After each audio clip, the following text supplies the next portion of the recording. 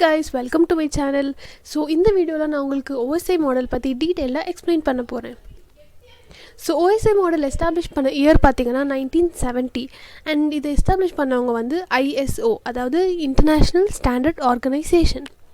So ISO வந்து மெயினாக நிறைய ஸ்டாண்டர்ட் செட் பண்ணுவாங்க. ஸோ அந்த மாதிரி அவங்க நெட்வொர்க் கம்யூனிகேஷனுக்காக செட் பண்ண ஒரு ஸ்டாண்டர்ட் தான் வந்து ஓப்பன் சிஸ்டம் இன்டர்கனெக்ஷன், அதாவது OSI மாடல். ஸோ இப்போ நம்ம எல்லா லேயர்ஸ் பற்றி ஒரு ப்ரீஃபான ஐடியா பார்க்கலாம். ஸோ ஃபர்ஸ்ட் லேயர் வந்து ஃபிசிக்கல் லேயர். இந்த லேயரில் வந்து டேட்டா எல்லாமே ஜீரோஸ் அண்ட் ஒன்ஸ், அதாவது பிட்ஸ் ஃபார்மேட்டில் தான் இருக்கும். அண்ட் நெக்ஸ்ட் வந்து data link layer. So previous லேயரில் இருக்க பிட்ஸ் வந்து குரூப் ஆகி ஃப்ரேம்ஸாக கன்வெர்ட் ஆகும். ஸோ அது வந்து நோட் டு நோட் டெலிவரி ஆகும். நெக்ஸ்ட் வந்து நெட்வொர்க் லேயர். ஸோ ப்ரீவியஸ் லேயரில் இருக்க ஃப்ரேம்ஸ் வந்து குரூப் ஆகி இதில் பேக்கெட்ஸ் ஃபார்ம் ஆகி டேட்டா ட்ரான்ஸ்ஃபர் ஆகும். ஸோ அதே மாதிரி டிரான்ஸ்போர்ட் லேயரில் வந்து டேட்டா எல்லாம் செக்மெண்ட்ஸாக ஃபார்ம் ஆகி ஒரு சோர்ஸ்லேருந்து டெஸ்டினேஷனுக்கு டேட்டா டெலிவரி ஆகும். நெக்ஸ்ட் செஷன் லேயர் வந்து லைக் இந்த ட்ரான்ஸ்ஃபர் ஆஃப் டேட்டாலாம் இருக்குல்ல, இதெல்லாம் வந்து மேனேஜ் பண்ணும், ஒரு டைம்குள்ளே முடிக்கணும். ஸோ அதுக்கு தான் வந்து செஷன்ஸ் க்ரியேட் பண்ணுவாங்க. So that is the function of session layer. Next வந்து ப்ரெசன்டேஷன் லேயர். ஸோ இதில் வந்து என்ன பார்த்தீங்கன்னா, நம்ம என்டர் பண்ணுற டேட்டா எல்லாமே வந்து நம்பர்ஸ் ஆல்ஃபபெட்ஸில் இருக்கும். அதெல்லாம் வந்து மெஷினுக்கு புரியாது. ஸோ யூசர் என்டர் பண்ணுற டேட்டாவை மெஷினுக்கு புரிகிற மாதிரி கன்வெர்ட் பண்ணுறது தான் வந்து presentation layer. So application layer வந்து இந்த லேயர் தான் வந்து டைரெக்டாக யூசர் இன்ட்ராக்ட் பண்ண layer. So let's go to each layer first.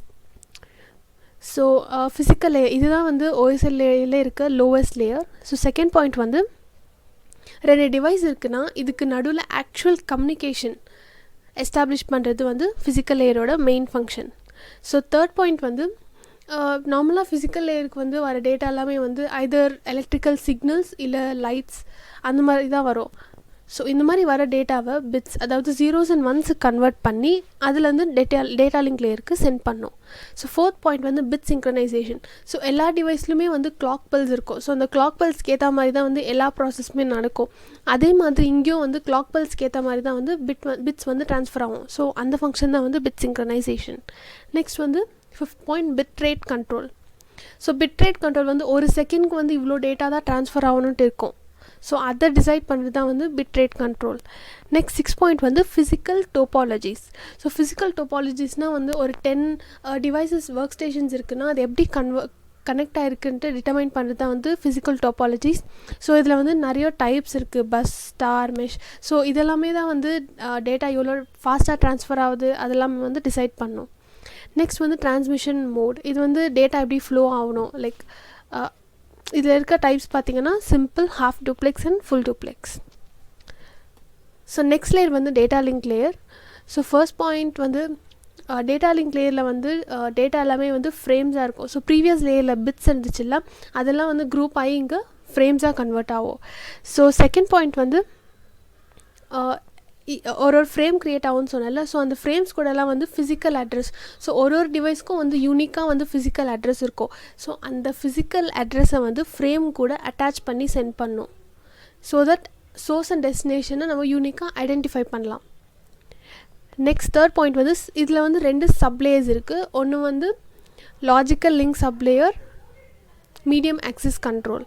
So logical link sublayer வந்து ஒரு கம்யூனிகேஷன் கனெக்ஷன்லெஸ்ஸாக இல்லை கனெக்ஷன் ஓரியன்டான்னு டிட்டர்மைன் பண்ணோம். ஸோ கனெக்ஷன் ஓரியன்டா வந்து ஃபார் எக்ஸாம்பிள் டெலிஃபோன் கனெக்ஷன்ஸ் ஒரு லேண்ட்லைன் கனெக்ஷன்ஸ். ஸோ இதில் வந்து 3 பார்ட்ஸ் இருக்கும். ஒன்று வந்து கனெக்ஷன் எஸ்டாப்ளிஷ்மெண்ட், நம்ம கால் பண்ணுறோம்ல அது வந்து கனெக்ஷன் எஸ்டாப்ளிஷ்மெண்ட். நெக்ஸ்ட் நம்ம பேசும்போது டேட்டா வந்து ரிசீவருக்கு ட்ரான்ஸ்ஃபர் ஆகுதில்ல, அது வந்து ட்ரான்ஸ்ஃபர் ஆஃப் டேட்டா. தேர்ட் வந்து நம்ம கால் கட் பண்ணுவோம்ல, அது வந்து கனெக்ஷன் டெர்மினேஷன். ஸோ இந்த மாதிரி 3 பார்ட்ஸ் வந்து டிஃபைன் பண்ணி ப்ராப்பராக கனெக்ஷன் எஸ்டாப்ளிஷ் ஆகும். கனெக்ஷன் லெஸ்லாம் அந்த மாதிரியெல்லாம் எதுவுமே இருக்காது. ஸோ நெக்ஸ்ட் ஃபிஃப்த் பாயிண்ட் வந்து மேக்.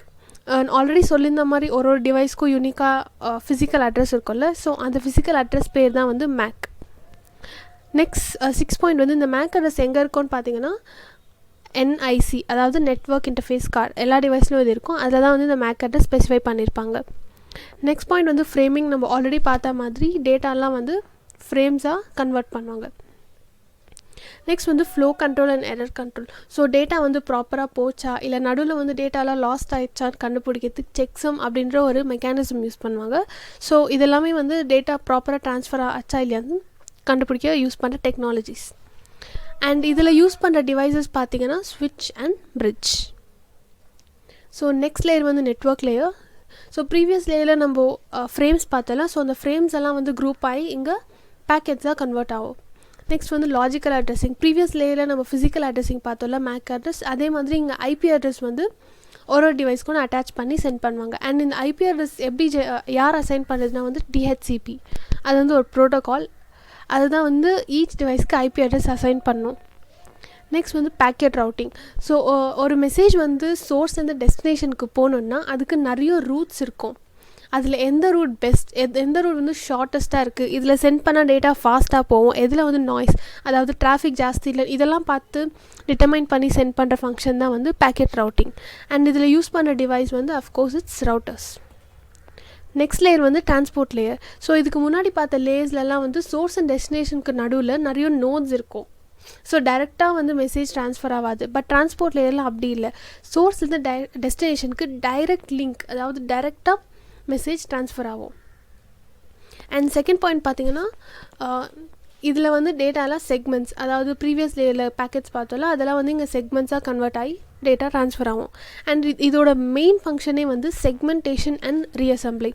ஸோ அப்படின்னா என்னென்னா, ஸோ டேட்டா வந்து வரும்போது லைக் சப்போஸ் சோர்ஸில் வந்து 1 2 3 4 அப்படின்னு டேட்டா இருந்துச்சுன்னா அது வந்து டிஃப்ரெண்ட் ரூட்ஸ் எடுத்துக்கும். ஸோ 1 வந்து ஒரு ரூட்டில் போகும், 2 வந்து ஒரு ரூட்டில் போகும். ஆனால் டெஸ்டினேஷனுக்கு அப்போ கன்ஃபியூஸ் ஆகும், ஏன்னா டேட்டா எல்லாம் ஜம்பிள்டாக இருக்கும். அப்போ என் டெஸ்டினேஷனில் ஒரு ப்ரோட்டோகால் யூஸ் பண்ணியிருப்பாங்க, அது வந்து ப்ராப்பராக டேட்டாவை 1 2 3 4 அப்படின்னு ரீஅசம்பிள் பண்ணும். ஸோ இந்த ஃபங்க்ஷன் தான் வந்து segmentation and reassembly. Next fourth point பார்த்திங்கன்னா வந்து அக்னாலேஜ்மெண்ட். ஸோ நம்ம பாட்டு டேட்டா அனுப்பிச்சிட்டே இருந்தால் நம்மளுக்கு தெரியணும்ல டேட்டா ப்ராப்பராக ரிசீவ் ஆச்சா இல்லையான்ட்டு. ஸோ அதுக்கு ரிசீவர் வந்து ஒரு அக்னாலேஜ்மெண்ட் மாதிரி, லைக் எனக்கு மெசேஜ் ரிசீவ் ஆகிடுச்சு அப்படின்னு ஒரு அக்னாலேஜ்மெண்ட் சென்ட் பண்ணணும். ஸோ அப்போ தான் வந்து டேட்டா ட்ரான்ஸ்ஃபர் சக்ஸஸ்ஃபுல் அப்படின்னு நம்மளுக்கு தெரியும். அப்படி சப்போஸ் மெசேஜ் வரலினா நடுவில் எங்கேயோ பிரேக் ஆகிருக்குன்னு அர்த்தம். அப்போ நம்ம டேட்டாவை மறுபடியும் ரீட்ரான்ஸ்மிட் பண்ணிகிட்டே இருப்போம். ஸோ நெக்ஸ்ட் வந்து service point addressing. So previous லேயர்லலாம் ஒரு அட்ரஸ் அட்டாச் ஆகும்ல, அதே மாதிரி இங்கே போர்ட் அட்ரஸ் அட்டாச் ஆகும். ஸோ இதில் 2 சர்வீஸ் இருக்குது. ஒன்று connection oriented and others connectionless connection. Next function வந்து session layer. So session layerல வந்து there are 3 points like establishment of connection, maintenance and termination. So 2 connection establish ஆகிறதுக்கு வந்து நடுவில் நிறைய like intervals இருக்கும். ஸோ அதை எஸ்டாப்ளிஷ் பண்ணுறது தான் வந்து session layer. ஸோ இதில் இன்னொரு மெயின் ஃபங்க்ஷன் என்னென்னா அத்தென்டிகேஷன் அண்ட் செக்யூரிட்டி. ஸோ ஒரு சோர்ஸ் அண்ட் டெஸ்டினேஷனுக்கு டேரெக்டாக வந்து மெசேஜ் ட்ரான்ஸ்ஃபர் ஆக முடியாது. அதுக்கு வந்து ஒரு யூசர் நேம் பாஸ்வேர்ட் போட்டு அதை நம்ம என்டர் பண்ணால் தான் வந்து அது கரெக்டாக இருந்துச்சுன்னா தான் வந்து செஷனே ஸ்டார்ட் ஆகணும். ஸோ அதுதான் வந்து அத்தென்டிகேஷன். ஸோ செகண்ட் பாயிண்ட் வந்து சிங்க். ஸோ நம்ம ப்ரீவியஸ் லேயரில் வந்து அக்னாலேஜ்மெண்ட் பார்த்தோம்ல, ரிசீவர் வந்து டேட்டா ப்ராப்பராக ரிசீவ் ஆச்சா இல்லையான்னு சொல்கிறதுக்கு வந்து அக்னாலேஜ்மெண்ட் சென்ட் பண்ணோம். அதே மாதிரி செஷன் லேயரில் போத் சென்டர் ரிசீவர் 2 பேருமே வந்து அக்னாலேஜ்மெண்ட் சென்ட் பண்ணுவாங்க. ஸோ நெக்ஸ்ட் ஃபோர்த் பாயிண்ட் வந்து டயலாக் கண்ட்ரோல். ஸோ ஒரு ஒர்க் ஸ்டேஷன், நிறைய ஒர்க் ஸ்டேஷன் கனெக்ட் ஆகிருந்துச்சுன்னா ஒரு நெட்ஒர்க்கில் எந்த 2 சிஸ்டம் கனெக்ஷன் ஆகணும், எந்த 2 சிஸ்டம் நடுவில் டேட்டா ட்ரான்ஸ்ஃபர் ஆகணுன்ட்டு டிட்டர்மைன் பண்ணுறது தான் வந்து dialogue control. So next function வந்து ப்ரெசன்டேஷன் லேயர். ஸோ ஆல்ரெடி நான் சொல்லியிருந்த மாதிரி யூசர் என்டர் பண்ணுற டேட்டா வந்து மெஷினுக்கு புரிகிற மாதிரியும் அண்ட் மெஷின் என்டர் பண்ணுற டேட்டா வந்து யூசருக்கு புரிகிற மாதிரியோ கன்வெர்ட் பண்ணுறது தான் வந்து presentation layer. So next point வந்து ட்ரான்ஸ்லேஷன். ஸோ நம்மளுக்கு தெரிஞ்சதெல்லாம் ஏபிசிடி தான், பட் மெஷினுக்கு வந்து நிறைய கோட்ஸ் இருக்குது, like ASCII codes, EBCDIC code. So இதுக்கெல்லாம் வந்து ட்ரான்ஸ்லேஷன் பண்ணுறது தான் வந்து ட்ரான்ஸ்லேஷனோட மெயின் ஃபங்க்ஷன். நெக்ஸ்ட் வந்து என்கிரிப்ஷன் அண்ட் டீக்ரிப்ஷன். இது மெயினாக வந்து டேட்டா ப்ரைவசிக்காக. ஸோ வாட்ஸ்அப்பில் கூட நம்மளுக்கு மேலே மெசேஜ் வராது like your data is encrypted அந்த மாதிரி. ஸோ அப்படின்னா என்னென்னா, சப்போஸ் இப்போ நம்ம ஒரு மெசேஜ் டைப் பண்ணுறோம், அது சென்ட் பண்ணும்போது என்னென்னா ஒரு கோட் இல்லை ஒரு கீ வேல்யூ வந்து அது கூட அட்டாச் ஆகும். ஸோ நடுவில் வந்து அந்த கீ வேல்யூவோட அட்டாச் ஆகிறதால நம்மளுக்கு மெசேஜ் என்னென்னு ப்ராப்பராக நடுவில் தெரியாது. ஸோ ஹேக்கிங்கும் வந்து இதனால் நடக்காது. அதே மாதிரி டெஸ்டினேஷன், அதாவது மெசேஜ் சென்ட் பண்ணுறதுல ரிசீவருக்கு வந்து அதே கீ வேல்யூவை ஆட் பண்ணால் ப்ராப்பர் மெசேஜ் டிஸ்பிளே ஆகும். ஸோ இதுதான் வந்து என்கிரிப்ஷன் அண்ட் டீக்ரிப்ஷனோட மெயின் ஃபங்க்ஷன். நெக்ஸ்ட் வந்து கம்ப்ரெஷன். ஸோ 5 MBக்கு ஒரு டேட்டா இருந்துச்சுன்னா 2 MBக்கு கம்ப்ரெஸ் ஆகி சென்ட் பண்ணும்போது டேட்டா ஃபாஸ்ட்டாக போகும். அதுதான் வந்து கம்ப்ரெஷனோட main function. So the last layer is application layer. So இந்த அப்ளிகேஷன் லேயர் தான் வந்து டேரெக்டாக யூசர் கூட இன்ட்ராக்ட் பண்ணுற ஒரு லேயர். ஸோ ஃபார் எக்ஸாம்பிள் நம்ம யூஸ் பண்ணுற applications like browser, Skype, messenger, WhatsApp எல்லாமே வந்து அப்ளிகேஷன் லேயரில் தான் வந்து ரிசைட் ஆகும். ஸோ தேர்ட் பாயிண்ட் வந்து FTAM, file transfer access and management. So இது வந்து ஒரு ப்ரோட்டோகால்.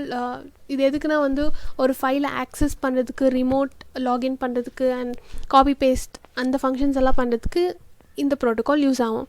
நெக்ஸ்ட் வந்து மெயில் சர்வீஸ், லைக் நம்ம மெயில் கம்போஸ் பண்ணுறது, லைக் எல்லாமே ஸ்டோர் ஃபார்வர்ட் எல்லா ஃபங்க்ஷனும் வந்து மெயில் சர்வீஸ் பண்ணோம். Thank you guys. இந்த வீடியோ உங்களுக்கு பிடிச்சிருந்துச்சுன்னா please subscribe to my channel.